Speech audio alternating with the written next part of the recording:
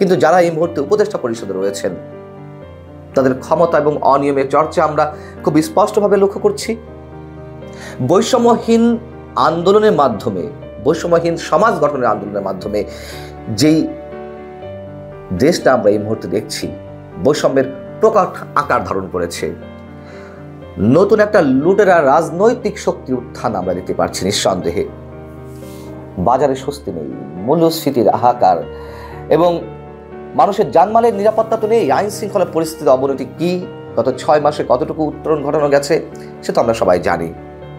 সব মিলিয়ে একটা সামাজিক নৈরাজ্য আমরা দেখতে পাচ্ছি। যখন তখন থানায় হামলা, চাঁদাবাজকে আটক করা হবে। কদিন আগে দেখলাম ছাত্র দলের এক নেতাকে ছাড়ানোর জন্য থানায় হামলা করা হলো। এই যে গত মঙ্গলবার রাতে সন্ধ্যায় উত্তরাতে বৈষম্য বিরোধী ছাত্র আন্দোলনের 3 নেতাকে আটক করা হলো। তাদেরকে ছাড়ানোর জন্য বৈষম্যহীন আন্দোলনের আমাদের সন্তানেরা থানা আক্রমণ করলো তাদেরকে ছাড়ানোর জন্য এবং তাদেরকে ছাড়তে বাধ্য হলো। এটা নৈরাজ্যের এক নতুন দৃষ্টান্ত। অনেকে বলছেন ঐক্যের কথা, যে 5 আগস্টের পরে একটি রাজনৈতিক ঐক্য প্রতিষ্ঠিত হয়েছে। একেবারে ডাহা মিথ্যে কথা। 5 আগস্টের পরে একটি বিশেষ রাজনৈতিক দলের বিরুদ্ধে রাজনৈতিক একটা ঐক্যের সুর মেলানোর চেষ্টা আমরা দেখতে পারি। সেগুলো স্রেফ রাজনৈতিক স্বার্থে, দেশের স্বার্থে নয়। হ্যাঁ, যে রাজনৈতিক শক্তিটার কথা বলছি, আওয়ামী লীগের যে দুঃশাসন, সেটির অবসান অবশ্যই প্রয়োজন ছিল, কিন্তু রাজনৈতিক ঐক্য প্রতিষ্ঠিত হয়নি। ভারত বিরোধী যে রাজনৈতিক ঐক্যের ডাক আমরা শুনলাম, সেখানেও ভয়ঙ্করভাবে ফাটল, নানান ধরনের হিসেব, নানান ধরনের পরিকল্পনা। এবং সেই ঐক্যের মধ্যে তো আমরা দেখেছি ছাত্রদের মধ্যে কি ভয়ঙ্কর বিভাজন প্রধান উপদেষ্টা নিজে টেনে দিয়েছেন। বিরাজনীতিকরণের চেষ্টা চলছে স্পষ্টভাবে। সরকারের কোনো উপদেষ্টা যদি এমন মন্তব্য করে থাকেন যে প্রত্যেকটি রাজনৈতিক দল ফ্যাসিস্ট চরিত্রের, স্পষ্ট করে বলি, আমি সম্মানের সাথে বলছি, যেহেতু তার সাথে আমার ব্যক্তিগত সখ্যতা রয়েছে। উপদেষ্টা শারমিন মুর্শিদ গত ডিসেম্বরের 17 বা 18 তারিখে তিনি একটি অনুষ্ঠানে বললেন যে প্রত্যেকটি রাজনৈতিক দল সম্ভাব্য ফ্যাসিস্ট, অর্থাৎ রাজনৈতিক দলগুলো ফ্যাসিস্ট হওয়ার সম্ভাবনা থাকে। এই কথা তিনি বলেন কিভাবে? অগণতান্ত্রিক হতে পারে, স্বেচ্ছাচারিত হতে পারে। তা আবার আমি যদি তার কথা ধরে নিই যে প্রত্যেকটা রাজনৈতিক দল ফ্যাসিস্ট, আওয়ামী লীগ ফ্যাসিস্ট ছিল, তাহলে আর পার্থক্যটা কি? তারা তো এইভাবেই আমাদের সামনে চিত্র আঁকার চেষ্টা করছেন। এবং তা যদি হয়ে থাকে তাহলে মানুষের স্বপ্ন কারা বাস্তবায়ন করবে? এই যে এনজিও প্রতিনিধি যারা রয়েছেন এই সরকারে, তারা সামরিক শক্তি, এই যে ছাত্র নেতারা যারা বৈষম্যবিরোধী ছাত্র আন্দোলন থেকে গণঅভ্যুত্থানের একক দাবিদার, নিশ্চয় তারা একক দাবিদার নয়, তাদের উপর মানুষ ভরসা করবে? নিশ্চিতভাবে নয়। দিন শেষে রাজনীতিবিদই এই দেশ পরিচালনা করতে হবে। আমরা ভয়ঙ্কর এক অর্থনৈতিক সংকটের মধ্যে ছিলাম, কিন্তু সেখান থেকে বেরিয়ে আসতে পেরেছি। সংস্কারের নামে যে রাজনৈতিক নাটক করা হচ্ছে, নির্বাচন ব্যবস্থা সংস্কার, সংসদীয় ব্যবস্থা সংস্কার, সংবিধান সংস্কার, বিচার বিভাগ সংস্কার সংক্রান্ত যে কথাবার্তা হচ্ছে, এগুলো স্রেফ আমার কাছে নাটক মনে হয়। তার কারণ আজ পর্যন্ত কেউ অর্থনৈতিক সংস্কারের কোনো কথা বলেনি, অথচ যেটি সবচেয়ে বেশি প্রয়োজন মানুষের মুক্তির জন্য, মানুষের রাজনৈতিক মুক্তির জন্য অর্থনৈতিক সংস্কারটা খুবই প্রয়োজন। এবং দুর্বৃত্তায়নের যে অর্থনীতি চলছিল শেখ হাসিনার সময়, এখনো চলছে, আরো বেশি চলছে, প্রকাশ্যে অপ্রকাশ্যে চলছে। দায়িত্ব নিয়ে বলছি, প্রমাণ চান, নিজেরাই অনেক প্রমাণ খুঁজে পেতে পারবেন। যদি আমার কাছে আরো চান, স্পষ্টভাবে দিতে পারবো। দায়িত্ব নিয়ে বলছি। এবং মুক্তিযুদ্ধকে অস্বীকার করার যে দুঃসাহস, সেটিও তো আমরা দেখলাম মবের সঙ্গে শুরু হয়েছে ভয়ঙ্কর ভাবে। অভ্যুত্থানের পরবর্তীতে মানুষ এটি আশা করেছিল? ফ্যাসিস্টদের দোসর ট্যাগ লাগিয়ে দেওয়া হচ্ছে। আওয়ামী লীগের 15 বছর যেমন বিএনপি জামাতের দালাল হিসেবে ট্যাগ লাগিয়ে দেওয়া হয়েছে, রাজাকার হিসেবে ট্যাগ লাগিয়ে দেওয়া হয়েছে, এখন লাগিয়ে দেওয়া হচ্ছে ফ্যাসিবাদের দোসর হিসেবে। এই সবই পুরনো কথা, 6 মাস ধরে বলে আসছি। এখন একটু আমরা সামারি আপ করছি। ঘুষ দুর্নীতি থেমেছে? থামেনি তো। চাঁদাবাজি নতুন আঙ্গিকে শুরু হয়েছে। বৈষম্য বিরোধী ছাত্র আন্দোলনের নেতাদের বিরুদ্ধে অভিযোগ, বিএনপির বিরুদ্ধে অভিযোগ, জামায়াতের বিরুদ্ধে অভিযোগ। যদি বলেন যে এইসব অভিযোগ বায়বীয় আকারে দিচ্ছি, সরকারের পক্ষ থেকেও তো উচ্চারিত হচ্ছে। সেই চাঁদাবাজি করছে কারা? এই মুহূর্তে আওয়ামী লীগ করছে। হ্যাঁ, এটাও সত্য কথা, আওয়ামী লীগের একটি অংশ এখনো রয়ে গেছে, তারা চাঁদাবাজি করছে, কিন্তু ভাগ বাটোয়ারা হচ্ছে। আওয়ামী লীগ উচ্ছিষ্ট কিছু পাচ্ছে, এখন তার উপরে এখন ক্ষমতা প্রভাব বিস্তার করেছে, যাদের কথা উল্লেখ করলাম।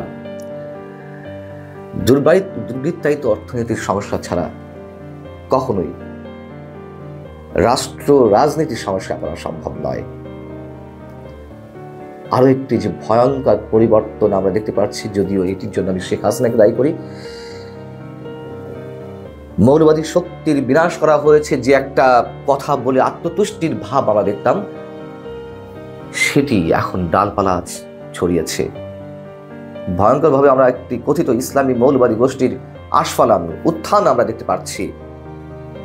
রাম রাজত্ব চলছে, স্রেফ রাম রাজত্ব। এবং নির্বাচন নিয়ে যে একটা প্রহসন চলছে, ভয়ঙ্কর এক নাটক, যে নাটক আমরা সবাই বুঝতে পারছি।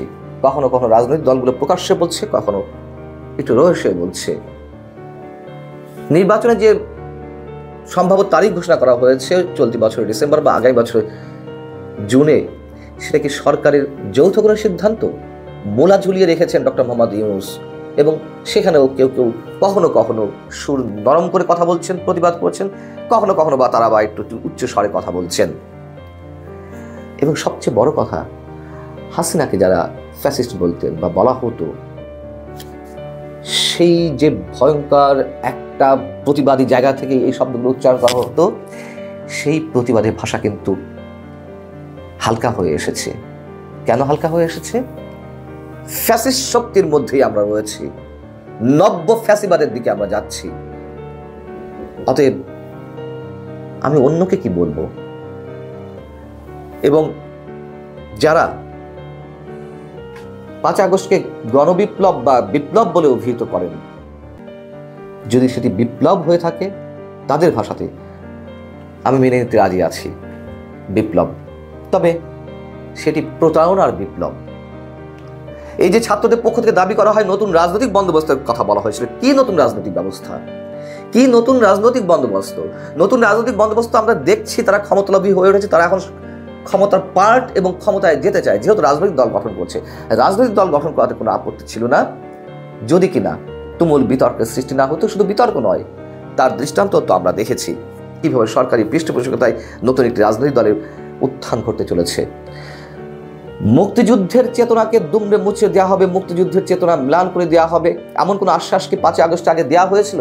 তাহলে সেটি প্রতারণা। এখন যা চলছে, সংবিধান ছুঁড়ে ফেলা হবে, সেই দাবি তোলা হয়েছিল, এখন তা করা হচ্ছে, মানুষের সঙ্গে প্রতারণা করা হচ্ছে।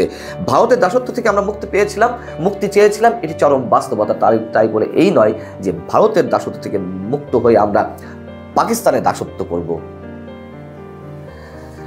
মুক্ত কণ্ঠে কথা বলার স্বাধীনতার কথা বলা হয়েছিল, কতটা মানুষ মুক্ত কণ্ঠে কথা বলতে পারছে তা তো স্পষ্ট।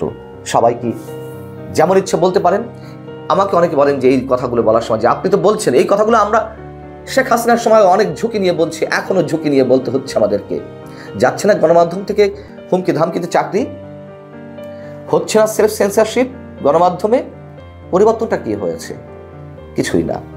এবং এই যে হাজার বছরে আমাদের সংস্কৃতি, যেই নানান ধর্ম মতের মানুষের যে পারস্পরিক সহাবস্থান, ধর্ম নিরপেক্ষতা, সেটির উপরেও ছড়ি চালানো হচ্ছে। সংবিধান থেকে সেটি তুলে নেওয়ার কথা প্রস্তাব করা হয়েছে, আদালতে আপিল করা হয়, জাতীয়তাবাদ তুলে নেওয়া হয়েছে। থাকছে কি আর?